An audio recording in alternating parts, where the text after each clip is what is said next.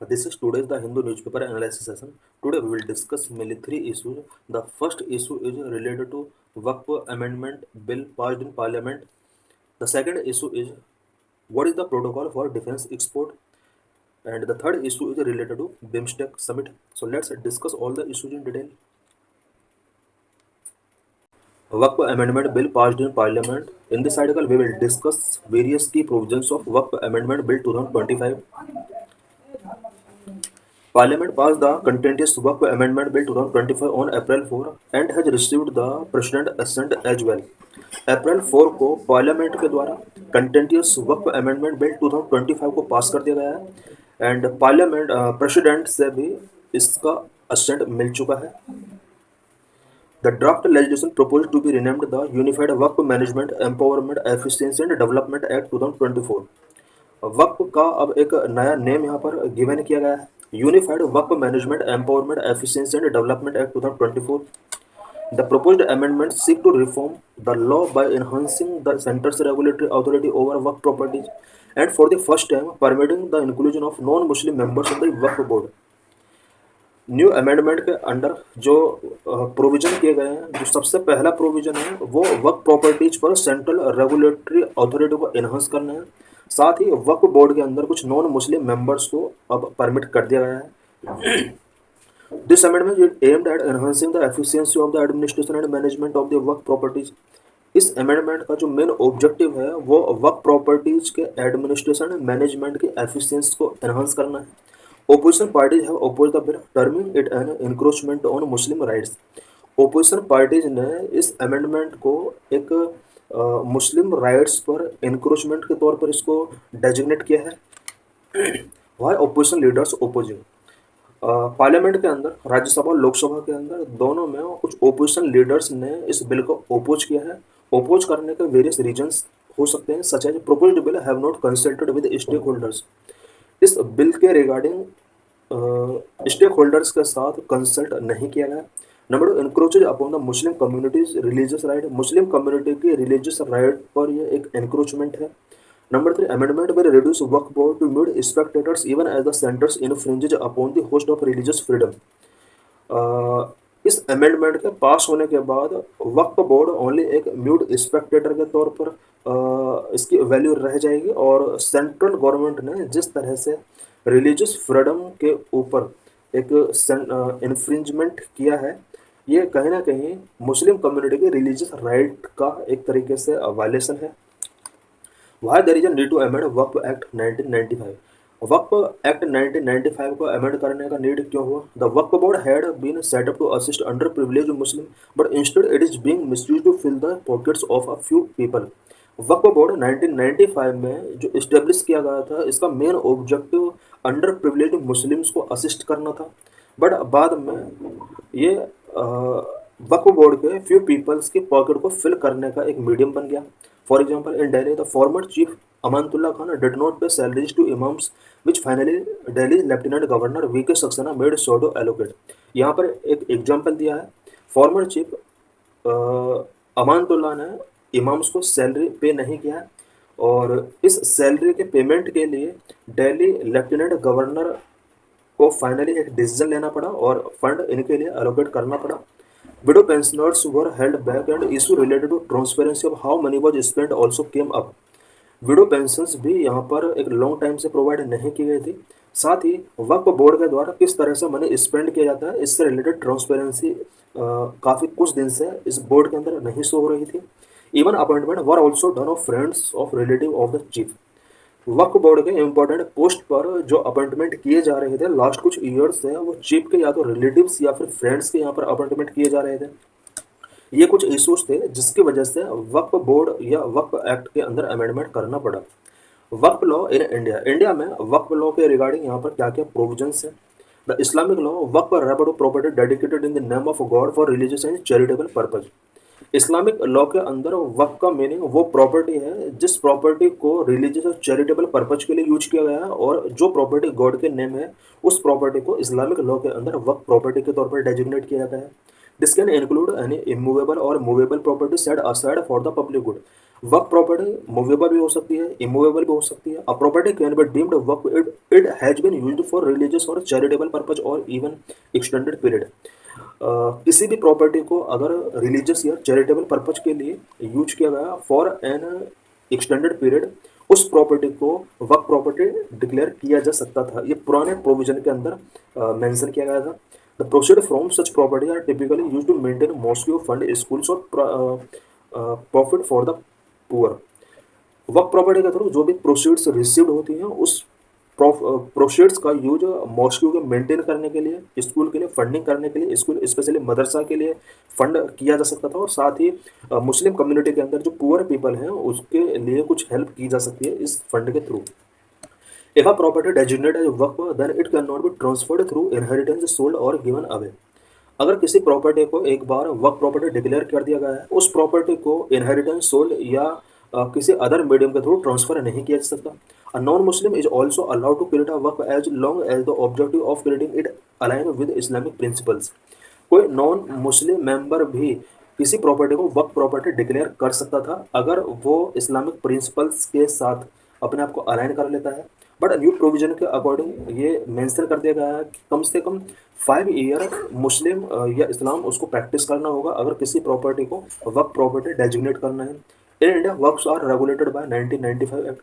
Each वर्क is managed by मुताबिक custodian who oversee its administration. हर वर्क को एक मुताबिक के द्वारा मैनेज किया जाता है। मुताबिक मीन्स जो कस्टडियन होगा किसी वर्क प्रॉपर्टी का, मुताबिक की रिस्पॉन्सिबिलिटी है कि वो किसी वर्क प्रॉपर्टी का एडमिनिस्ट्रेशन को ओवरसी करे। While similar to a trust established under the Indian Trust Act of 1882, a Waqf unlike a trust cannot be dissolved by a board। वक्फ भी एक ट्रस्ट की तरह है और इंडियन ट्रस्ट एक्ट 1882 के अंदर सभी ट्रस्ट को एडमिनिस्टर या मैनेज किया जाता है। बट वक्फ और ट्रस्ट में थोड़ा डिफरेंस ये है कि ट्रस्ट को डिजोल्व किया जा सकता है, बट वक्फ को वक्फ बोर्ड के द्वारा डिजोल्व नहीं किया जा सकता। The role of Waqf board. 1995 Act established Waqf board in each state to oversee the administration of वर्क properties within their jurisdiction.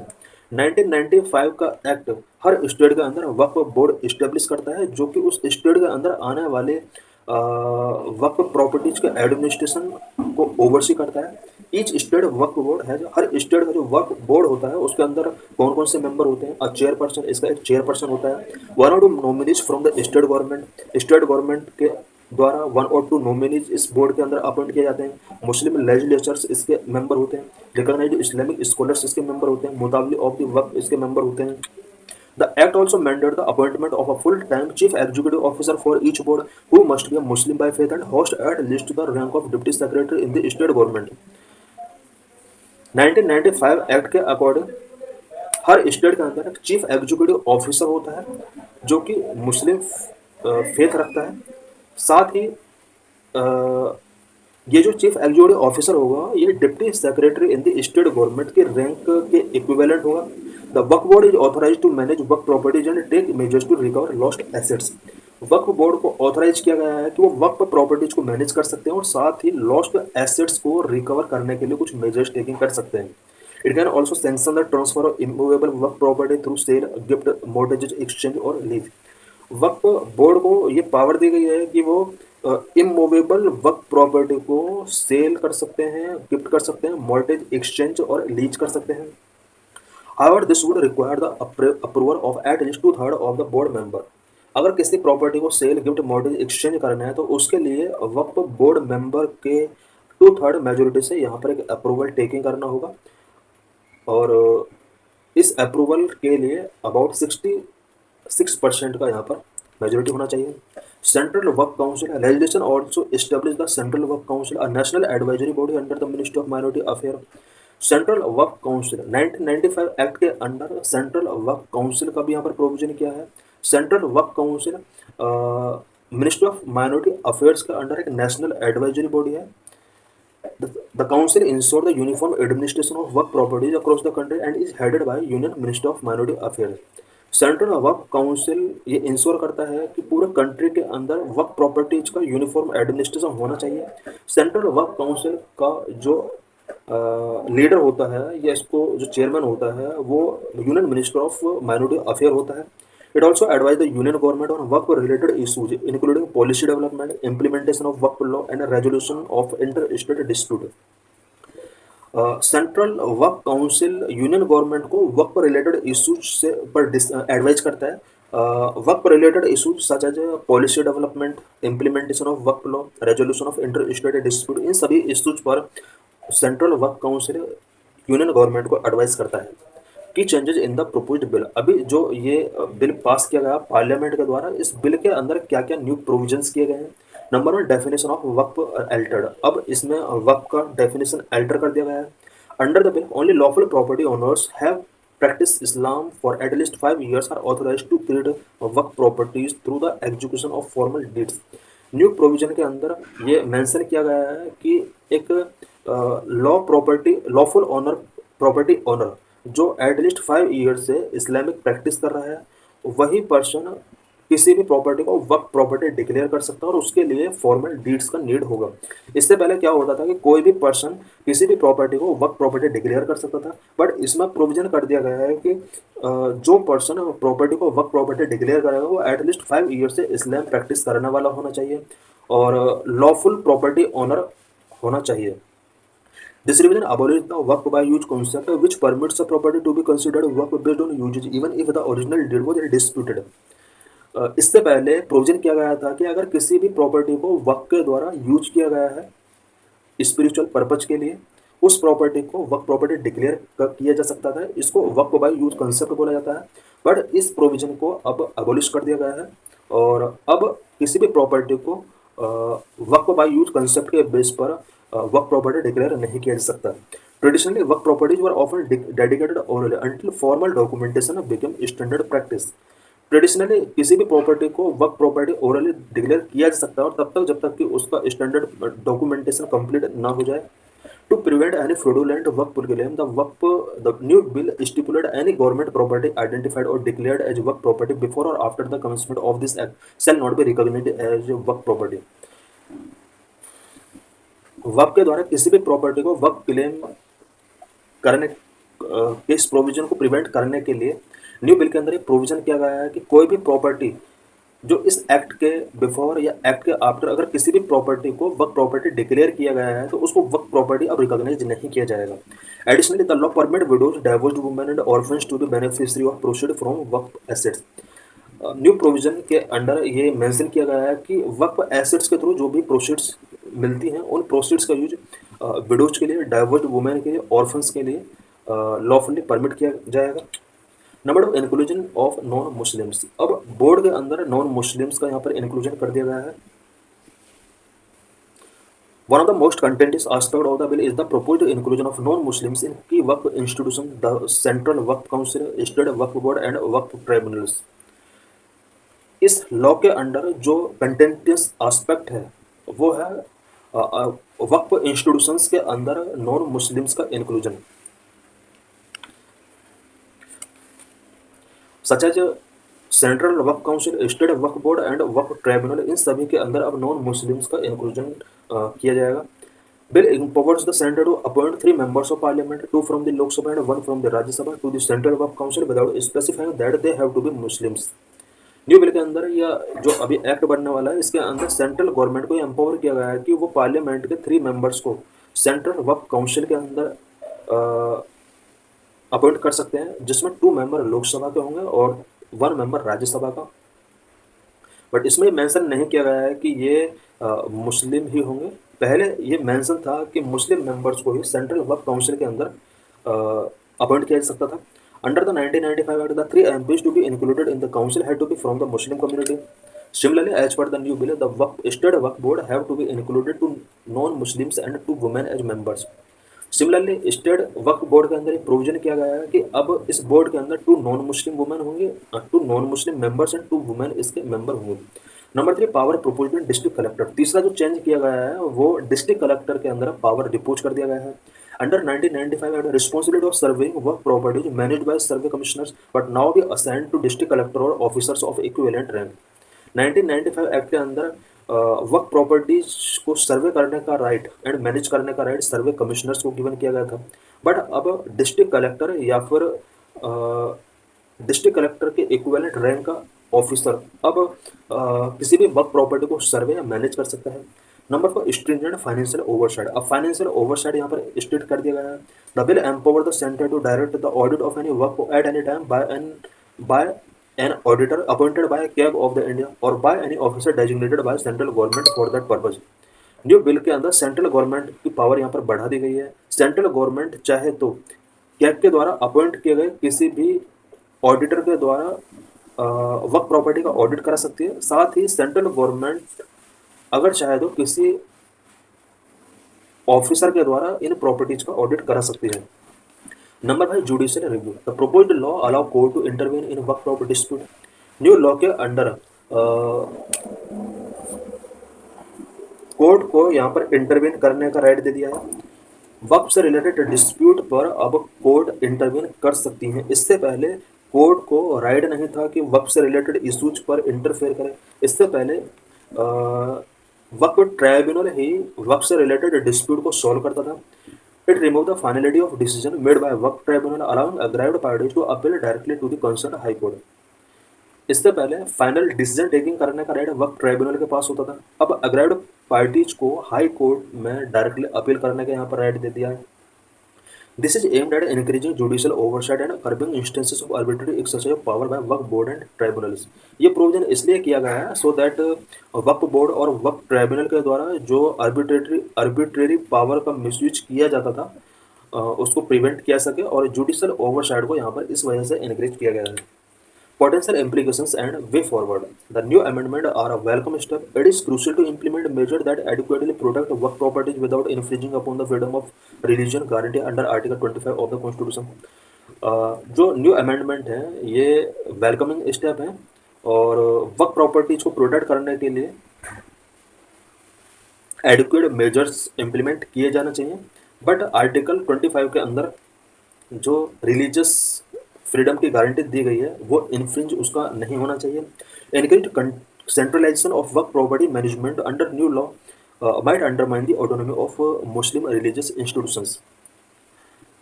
Work property management पर जिस तरह से सेंट्रलाइजेशन को इंक्रीज कर दिया गया है वो कहीं ना कहीं मुस्लिम रिलीजियस इंस्टीट्यूशंस के ऑटोनॉमी को अंडरमाइन करता है। Some critics have to say that will non Hindus be allowed on Hindu temple board in state such as Tamil Nadu, Kerala and Karnataka.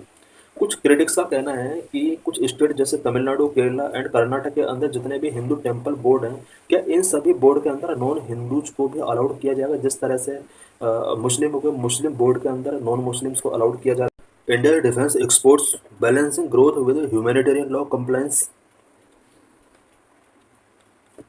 What is issue? The Supreme Court of India last year dismissed a public interest litigation related to the central government be directed by Supreme Court to stop exporting defense equipment to Israel as Israel is allegedly committing war crimes in Gaza. Last year supreme court ने एक PIL को dismiss किया और इस PIL के अंदर ये demand की गई थी कि सुप्रीम कोर्ट सेंट्रल गवर्नमेंट को डायरेक्ट करे कि वो इजराइल के लिए डिफेंस इक्विपमेंट एक्सपोर्ट ना करे बिकॉज इजराइल गाजा के अंदर वॉर क्राइम्स कमिट कर रहा है। The top court refuse to intervene because foreign policy is not its domain. Supreme court ने इस मैटर में इंटरवीन करने से रिफ्यूज कर दिया बिकॉज सुप्रीम कोर्ट का कहना था कि फॉरेन पॉलिसी इसके अपने डोमेन में नहीं आता है। Indian defence export. India looks to expand its defense export with a current target of reaching rupees 50,000 crore by 2029. India चाहता है कि 2029 तक डिफेंस एक्सपोर्ट रुपीज 50,000 करोड़ तक का ये एक्सपेंड करे। On April 1, the Defense Ministry announced that defense export have hit a new high of rupees 23,622 crore by financial year 24-25, a growth of 2,539 crore और 12.4% over the previous financial year. अप्रैल 1 को defence ministry ने announce किया कि financial year 2024-25 में India के द्वारा जो defence export किया गया है वो अबाउट 23,622 करोड़ तक का डिफेंस एक्सपोर्ट किया गया है जो कि प्रीवियस ईयर के कंपेयर में 12.04% ज़्यादा है और 2,539 करोड़ रुपीज का ग्रोथ हुआ है। The government in the last few years has taken a series of steps to boost export by simplifying licensing requirement. Government ने लास्ट फ्यू ईयर से डिफेंस एक्सपोर्ट को इंक्रीज करने के लिए कुछ इंपॉर्टेंट स्टेप्स टेकिंग किए हैं, जिसमें लाइसेंसिंग रिक्वायरमेंट को सिंपलीफाई किया गया है। India is exporting to more than 100 countries. Current में इंडिया अपने डिफेंस इक्विपमेंट को मोर देन 100 कंट्रीज के अंदर एक्सपोर्ट कर रहा है। Now the private sector is also coming forward. The major platforms we have done are Dornier 228 aircraft, 155 advanced towed artillery gun, BrahMos missile, Akash missile, radar simulators, Pinaka rockets. Current में जो हम 100 countries के लिए डिफेंस एक्सपोर्ट कर रहे हैं, इनमें ड्रोनियर 228 aircraft include है, 155 advanced towed artillery gun include है, ब्रह्मोस मिसाइल, आकाश मिसाइल इसके अंदर इंक्लूड है। साथ ही राडार सिमुलेटर्स, पिनाका रॉकेट्स भी हम अदर कंट्रीज के लिए एक्सपोर्ट कर रहे हैं। What is international law regarding arms export? Arms export के रिगार्डिंग इंटरनेशनल लॉ क्या क्या है? The most important treaty related to arm export is the armed trade treaty aimed at regulating international trade in conventional arms. Arms export के लिए जो सबसे important treaty हुआ है वो आर्म्ड ट्रेड ट्रीटी हुआ है, जो कि कॉन्वेंशनल आर्म्स के इंटरनेशनल ट्रेड को रेगुलेट करता है। Article 63 of ATT armed trade treaty bar a country from supplying conventional arm if these arms would be used to commit war crimes. Arm trade treaty के article 63 के according किसी भी country के अंदर conventional arm को supply नहीं किया सकता अगर वो कंट्री इन आर्म्स का यूज वॉर क्राइम्स कमिट करने के लिए करता है। Article 7 obligate states to assess whether the conventional arm they export would be used by importing country to commit or facilitate a serious violation of international humanitarian law। ATT के article 7 के अंदर state के लिए obligation given किया गया है कि state देखे कि जिस कंट्री को आर्म्ड एक्सपोर्ट किए जा रहे हैं वो कंट्री इंटरनेशनल ह्यूमैनिटेरियन लॉ का वायलेशन तो नहीं कर रहे हैं इन आर्म्स का यूज करके। India is not a signatory to this ATT। ATT का इंडिया सिग्नेटरी नहीं है। As a result this treaty is not binding on India and can not be judicially incorporated though some provisions of ATT reflect customary international law. India ATT का signatory नहीं है और यही वजह है कि इंडिया के ऊपर ATT बाइंडिंग नहीं है। बट इंडिया ATT के कुछ प्रोविजंस को कस्टमरी इंटरनेशनल लॉ में इंडिया के अंदर ये रिफ्लेक्ट होते हैं। इट मीन्स ATT के कुछ प्रोविजन कस्टमरी इंटरनेशनल लॉ में रिफ्लेक्ट होते हैं। What are India's obligations on a defense export? Defence export पर इंडिया के क्या क्या ऑब्लिगेशंस हैं? India is a member signatory to international convention on disarmament and non proliferation such as chemical weapons convention, biological weapons convention. India कुछ international conventions on disarmament and non proliferation का एक signatory member है, such as chemical weapon convention का signatory member है, biological weapons convention का signatory member है। India is also member of major multilateral export control regime. India major multilateral export control regime का भी member है, such as missile technology control regime का member है। Wassenaar arrangement on munitions and military items का ये एक member country है। Australia group on biological and chemical items इसका भी एक मेंबर कंट्री है।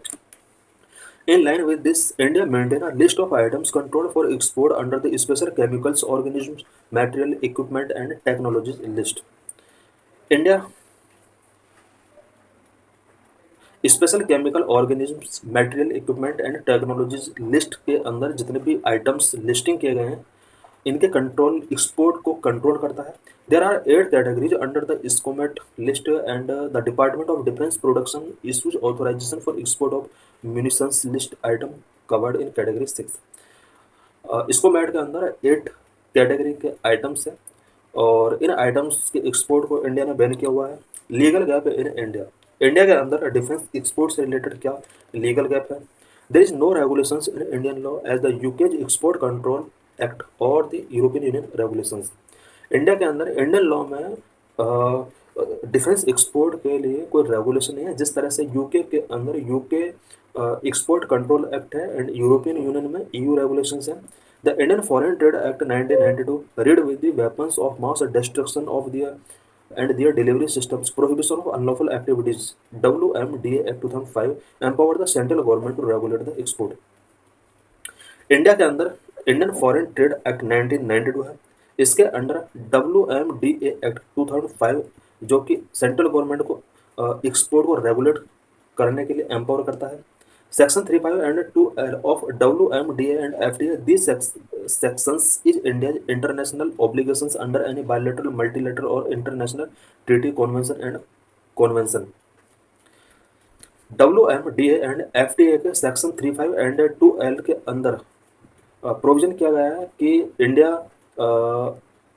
यानी bilateral, multilateral obligations, international obligations को फॉलो करेगा, साथ ही international treaty, convent and convention को यहाँ पर ऑब्लिगेशंस इसके लिए प्रपोज किए गए हैं। Central government can prohibit the export of defence goods due to India's international law obligation. India के इंटरनेशनल लॉ ऑब्लिगेशन की वजह से सेंट्रल गवर्नमेंट किसी भी डिफेंस गुड के एक्सपोर्ट को प्रोहिबिट कर सकता है। As per India's domestic law, the central government unlike in the UK and the European Union countries is not under an obligation to review the IHL compliance of the country to which India is exporting defense goods। India के अपने domestic law के according central government किसी भी country के लिए export किए गए defence goods पर IHL के कंप्लायंस को रिव्यू नहीं कर सकता। इंटरनेशनल ह्यूमैनिटेरियन लॉ के कंप्लायंस को यहाँ पर रिव्यू करने की जरूरत नहीं है। Thus it is a legal gap. India के अंदर ये एक लीगल गैप है। It means international humanitarian law का अगर वायलेशन इंडिया अपने डिफेंस गुड्स को एक्सपोर्ट करके कर रहा है तो इंडिया के लिए ये एक बहुत बड़ी प्रॉब्लम नहीं है, बिकॉज ATT का ये मेंबर नहीं है और इंडिया के लिए एक ये लीगल गैप हो सकता है। What about India liability under the IHL? IHL के अंडर इंडिया की क्या लायबिलिटी है? Common Article 1 of the Geneva Convention, which is binding on India, obligates all states to respect and to ensure respect for IHL। Geneva convention का article 1 जो कि सभी countries के लिए बाइंडिंग है, कॉमन है, ये ऑल स्टेट्स को ऑब्लिगेट करता है कि सभी state IHL international humanitarian law का रिस्पेक्ट करें एंड इंश्योर करें। Countries are under obligation not to supply weapons to a country which can use weapon to violate the convention. सभी कंट्रीज को ये ऑब्लिगेट किया गया है कि जिस कंट्री के लिए वो वेपन सप्लाई कर रहे हैं वो कंट्री उस वेपन का मिसयूज ना करे। When India domestic law the WMDA and FTA are read in light of India's IHL obligation, a clear duty arise not to supply weapon to a country that would use them to breach its IHL obligation. India के domestic law WMDA and FTA अगर इन्हें IHL obligation के साथ read किया जाता है तो ये क्लियर हो जाता है कि इंडिया किसी भी ऐसे कंट्री को वेपन सप्लाई नहीं कर सकता जो कंट्री इन वेपन्स का मिसयूज कर सकता है। But rather than deriving this obligation using international law, it would be better for India to amend the WMDA and FTA to explicitly assess the IHL compliance of countries importing Indian defense goods। India को other IHL obligations को evaluate करने से ज़्यादा better ये रहेगा कि WMDA and FTA के अंदर इंडिया को अमेंडमेंट करने चाहिए। This way India will store up its credibility as a responsible defence exporting nation. इससे इंडिया एक defence exporting responsible defence exporting nation के तौर पर इसकी क्रेडिबिलिटी बढ़ सकती है। What are the steps taken to boost export? India के द्वारा डिफेंस एक्सपोर्ट को बूस्ट करने के लिए क्या क्या स्टेप टेकन किए गए हैं? Various policy measures have been adopted to ease the approval and certification of Indian firms for defense production। Number one, the defense products list requiring industrial license has been rationalized and the manufacture of most of the parts or component does not require an industrial license। Licensing process को थोड़ा यहाँ पर easy किया गया है। Number two, defence production and export promotion policy has also been formulated. India के अंदर defence production and export promotion policy formulate की गई है। Number three, standard operating procedure for export have been streamlined and export promotion cell has been set up and DPSUs have been assigned geographical area for making। India के अंदर export promotion cell भी establish किया गया so that export को streamline किया सके। Number four, defence export promotion scheme was launch in 2018 to promote make in India product. Make in India product को promote करने के लिए इंडिया में 2018 में defence export promotion scheme launch किया गया। Number five, complete end to end outline portal for receiving and processing export authorisation permission has been developed. Number six, the applications submitted on this portal are digitally signed and the authorization is also issued digitally। यहाँ पर कोई भी application अगर submit की जाती है तो digitally उसको साइन किया कर दिया जाता है और डिजिटली उसको ऑथराइज कर दिया जाता है, जो कि एक इम्पोर्टेंट इनिशिएटिव है। What is BIMSTEC and why is it gaining importance? Why in use? BIMSTEC, Bay of Bengal Initiative for Multi-Sectoral Technical and Economic Cooperation, is holding its sixth summit. BIMSTEC अपना sixth summit holding करने जा रहा है। BIMSTEC means bay of Bengal initiative for multi sectoral technical and economic cooperation. The fifth BIMSTEC summit was held virtually in 2022 under the leadership of Sri Lanka. Fifth BIMSTEC summit 2022 में virtually Sri Lanka के leadership में conduct कराया गया था। This years theme is a prosperous resilience and open BIMSTEC. इस साल का जो थीम रहने वाला है बिम्स्टेक मीटिंग का, वो prosperous resilient and open BIMSTEC रहने वाला है। What is BIMSTEC grouping? BIMSTEC is a regional organization comprising 7 countries: India, Bangladesh, Bhutan, Myanmar, Nepal, Sri Lanka, Thailand. ये 7 member countries हैं। It was established in 1997 with the objective of promoting multifaceted technical and economic cooperation among the countries of Bay of Bengal region. Bay of Bengal region के जितने भी member countries हैं, specially 7 countries के through BIMSTEC बना है। 1997 में इसको establish किया जाता है और इसका जो मेन ऑब्जेक्टिव होता है वो multi phased technical and economic cooperation, जितने भी बे ऑफ बंगाल रीजन में कंट्रीज हैं इन सभी में multi phased technical and economic cooperation को प्रमोट करना इसका मेन ऑब्जेक्टिव था। The region covered by BIMSTEC is sustain around 1.5 billion people which combined GDP is over USD 3.8 trillion. BIMSTEC के all member countries around 1.5 billion people comprise करते हैं।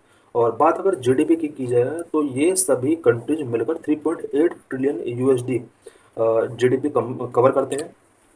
Origin of BIMSTEC. BIMSTEC का origin कैसे हुआ? BIMSTEC was establish in 1997 with the adoption of the Bangkok declaration.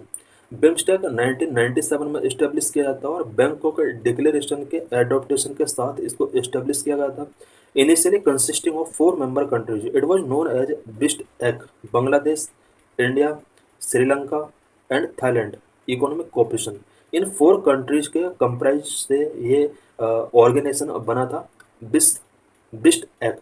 B means Bangladesh, I means India, S means Sri Lanka and T means Thailand. Bangladesh, India, Sri Lanka, Thailand economic cooperation, इस सभी का एक economic cooperation था। Starting में 4 member countries इसके थे। It was renowned BIST act in 1997 after Myanmar joined. बाद में म्यांमार भी इसको ज्वाइन कर लेता है और 1997 में ही ज्वाइन कर लेता है। इसका नाम बिस्ट एक्ट हो जाता है। After admission of Nepal and Bhutan in 2004, its name changed to Bay of Bengal Initiative for Multi-Sectoral Technical and Economic Cooperation, BIMSTEC। 2004 में 2 और कंट्रीज भी इसमें एडमिट हो जाते हैं, नेपाल एंड भूटान। इसके बाद इसका नाम बिम्स्टेक पड़ जाता है और यहाँ पर बिम्स्टेक का मीनिंग भी चेंज हो जाता है। Bay of Bengal initiative for multi sectoral technical and economic cooperation, यहाँ पर इसका एक नेमिंग 2005 में गिवन कर दिया जाता है। What are the key features of BIMSTEC Charter? BIMSTEC Charter के key features क्या क्या हैं? International recognition. BIMSTEC gains official standing as a legal entity that allowed it to interact directly with other international organizations on matter of diplomacy and cooperation. BIMSTEC को एक legal entity के तौर पर official standing मिला हुआ है, जो कि अदर इंटरनेशनल ऑर्गेनाइजेशन के साथ डायरेक्टली इंटरेक्ट कर सकता है, स्पेशली डिप्लोमेसी एंड कोऑपरेशन से रिलेटेड मैटर पर ये ऑर्गेनाइजेशन अदर इंटरनेशनल ऑर्गेनाइजेशन के साथ डायरेक्टली इंटरेक्ट कर सकता है। Shared goals. BIMSTEC charter outline its objective which focus on building trust and friendly relation among member states and accelerating economic development and social progress in Bay of Bengal region। BIMSTEC का जो main objective है वो member countries के बीच में trust and friendly relation को build करना, साथ ही बे ऑफ बंगाल रीजन के अंदर आने वाले कंट्रीज में economic development and social progress को एक्सेलरेट करना मेन ऑब्जेक्टिव है। Structured organisation. BIMSTEC have a clear framework for BIMSTEC's operation outlining regular meeting at the summit ministerial and senior officers level. BIMSTEC के operation के लिए एक clear framework है।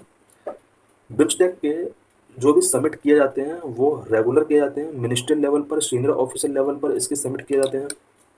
Expand membership. BIMSTEC allow new countries to join BIMSTEC and for other nations to participate as observer. BIMSTEC BIMSTEC को join करने के लिए new countries को अलाउ करता है और साथ ही अदर नेशंस को एज ए ऑब्जर्वर पार्टिसिपेट करने के लिए अलाउ करता है। So thanks for